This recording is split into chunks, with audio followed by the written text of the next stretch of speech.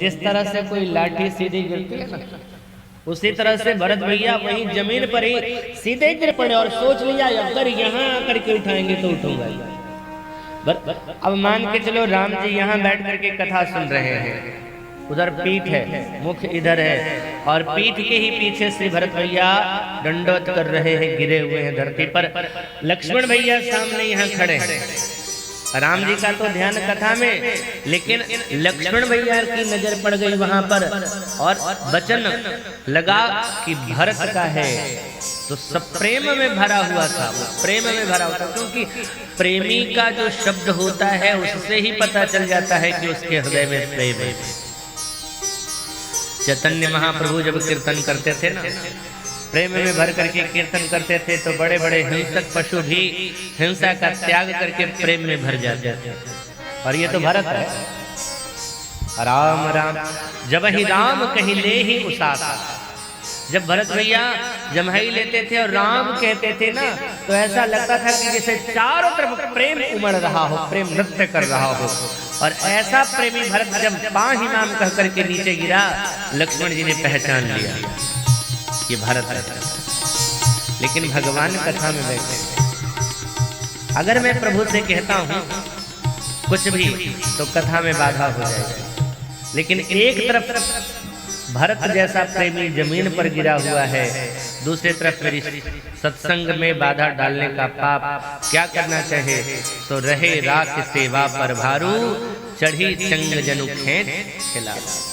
बस अब भरत भैया की स्थिति को न देख पाए लक्ष्मण लाल जी, और राम जी के सामने हाथ जोड़ करके प्रणाम करके सिर को झुका करके बोले, भरत प्रणाम करत रघुनाथ। निवेदन किया सरकार से, सरकार भरत प्रणाम कर।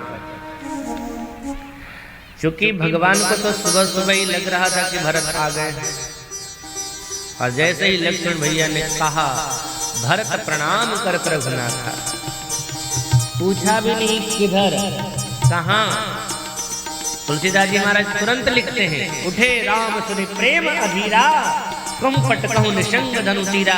जैसे ही लक्ष्मण भैया ने कहा कि भरत प्रणाम कर रहे हैं, भगवान ऐसे खड़े हुए, तन की सुधि जाती नहीं, कहां उनका कपड़ा गिरा, कहां धनुष गिरा, कहां बाण गिरा, कहां करकस गिरा। भरत लाल जी ने अगर श्री राघवेंद्र को प्राप्त करने के लिए चार को छोड़ा है, अर्थ धर्म काम गति, तो तब श्री राघवेंद्र सरकार ने भी भरत लाल जी की तरफ जाने के लिए चार चीजों को छोड़ा है, कहूं पट कहूं निशंग धनु तीरा। दौड़ करके पहुंच गए जहां भरत जी महाराज लेटे हुए थे। अब राम जी चाह रहे हैं भरत को उठाना, लेकिन भरत भैया उठ ही नहीं रहे। जैसे किसी आपने देखा होगा ना, किसी बच्चे को नठ जाता है बिल्कुल, ऐसे ही भरत भैया भी एक तरह से जिद कर बैठे, नठ गए। कम से कम इतना तो कर लिया होता, जंगल जाने से पहले एक बार मुझे बुला लिया था, एक बार कहते कि मैं बहुत प्रेम करता हूँ, कैसा प्रेम है जो मुझे छोड़ करके चले आए। इस तरह से नठ गए। एक संत बड़ा सुंदर भाव कहते हैं, राम जी उठाना चाह रहे थे भरत भैया को, भरत भैया उठ नहीं रहे थे। क्यों? क्योंकि पृथ्वी मैया ने भरत को पकड़ के रखा था।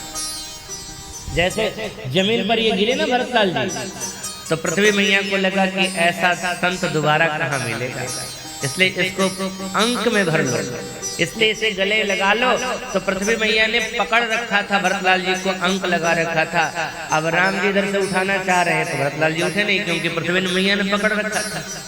तब राम जी ने कहा, पृथ्वी माँ से, ए सासू माँ, हमने तुम्हारी बेटी से ब्याह किया है, आपने अभी तक दहेज नहीं दिया, हमें तो कुछ दिया नहीं, हमें कुछ और नहीं, मेरा भरत ही मुझे वापस दे दो, मुझे और कुछ नहीं।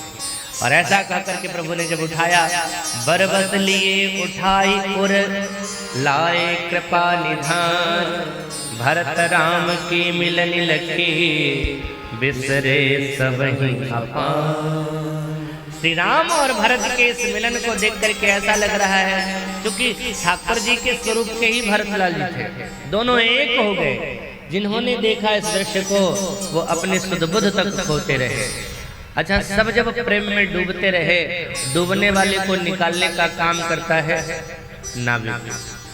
अगर कभी नौका डूबने लगती है ना किसी नदी में या मझधार में, तो नाविक ही निकालता है।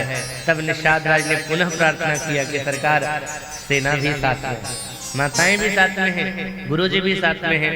तब भगवान ने श्री सीता जी के पास शत्रुघ्न लाल जी को रखा।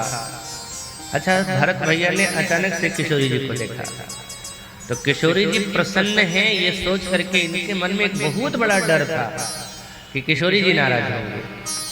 लेकिन सब विधि सानुकूल लक्ष्य सीता, धैर्य सोच डर अपडर बीता। राम जी गुरुजनों को सम्मान करते हैं। सबसे पहले कैकेयी से जाकर के मिलते हैं, उनको लेकर के आते हैं। व्यवस्था चित्रकूट में दी गई रहने की, सब लोग रह रहे हैं। दिन बीत रहा है, अब कोई कुछ कहे न कोई कुछ पूछा, अब कोई बात ही नहीं चला रहा है हम आए किस लिए हैं, क्या करना है क्या नहीं करना है, इसके बारे में कोई चर्चा नहीं कर रहा। बस राम जी मिल गए, राम जी का दर्शन करके बस चित्रकूट में लोग ऐसे आनंद से रह रहे हैं। चित्रकूट की धारा ही ऐसे, समय बीत रहा है पता ही नहीं चल रहा है। एक दिन भरत भैया को लगा कि ऐसे समय बीतता चला जा रहा है, बात नहीं चल रही है, तो बात करेंगे कौन। तो जाकर के गुरुजी के चरणों को प्रणाम किया। गुरुजी को प्रणाम करके भरत भैया ने कहा, गुरुदेव अब आप ही बताएं कि आगे क्या करना चाहिए, क्योंकि हम सब यहाँ तो आ गए हैं। मन में थे तो मेरे मन में एक ही है कि भरत श्री राघवेंद्र यहाँ से वापस चले, श्री राम अयोध्या की ओर लौट चले। हम लोग इसीलिए यहाँ आए हुए हैं, लेकिन क्या करूं, कौन सी बात करूं, कौन सा उपाय करूं जिससे प्रभु श्री अवध को लौट जाएं, ये मुझे उपाय नहीं दिखता है। गुरुदेव अब आप ही बताएं कैसे क्या करना चाहिए। गुरुदेव ने कहा, भरत यहाँ मेरी मति बिल्कुल निष्क्रिय हो गई, मुझे खुद समझ में नहीं आ रहा है मैं क्या करूं, किसके बारे में क्या कह सकता हूं, मेरे तो कुछ समझ में नहीं आ रहा है। भरत भैया की आंखों में आंसू आ गए। सरकार ये सब मेरा अभाग्य है, आपके जैसा गुरुदेव सो गोसाई विधिमति जही छेकी, सकई कोटार टेक जो टेकी। एक बार आप अगर सोच लोगे कि ये काम होना है, तो ब्रह्मा में भी वो सामर्थ्य नहीं है कि आपकी बात को हटा सके। ऐसा सामर्थ्य गुरु जब मेरी बारी आई है तो कहते हैं मेरे पास कोई उपाय ही नहीं। हमारे वंश के राजाओं में के जीवन में जब जब किसी प्रकार की बाधा आई है, जब जब वो किसी विपत्ति में आए हैं, तब आपने उन्हें बाहर निकाल दिया है। और जब मेरा समय आया, मैं जब डूब रहा हूं, तो कह रहे हो मुझे निकालने का कोई उपाय नहीं दिख रहा है। कोई तो उपाय दिखो। क्या मैं इतना भागा हूं कि मेरे ही लिए आपकी बुद्धि निष्क्रिय हो गई? जब ये बात कहा भरतलाल जी ने गुरुजी से, तो गुरुजी ने कहा एक काम करेगा तू? मुझे लगता है शायद भरतलाल जी के मनोमस्तिष्क को गुरुदेव अभी तक अच्छी तरह से समझ नहीं पाया था, इसलिए कह दिया मैं जो कहूंगा वो तू करेगा। गुरुदेव आदेश करिए, आप जो कहेंगे वो सब कर दूंगा, बस राम अयोध्या वापस चले जाए। गुरुदेव को लगता था कि भरत श्री राम का बड़ा प्रेमी है, और कोई भी प्रेमी अपने प्रेमास्पद से अलग नहीं होना चाहता। जिससे हम प्रेम करते हैं, हम चाहते हैं वो हमारे सामने रहे, भले ही नहीं कुछ बोले, लेकिन कम से कम दिखता तो रहे। हम यही चाहते हैं। तो भरतलाल जी बहुत बड़े प्रेमी हैं, गुरुजी जानते हैं, लेकिन भरत कभी वियोग नहीं सह सकता श्री राम का, ये भी समझते हैं। इसलिए एक शब्द कहा, मुझे लगता है कि पिता की आज्ञा का पालन भी होना चाहिए, और तू जो चाहता है वो भी होना चाहिए। इसके लिए एक काम करो। क्या? बोले तुम कानन गव नहु दो भाई, तुम कानन गव नहु दो भाई, तुम कानन गव नहु दो भाई, तुम कानन गव नहु दो भाई।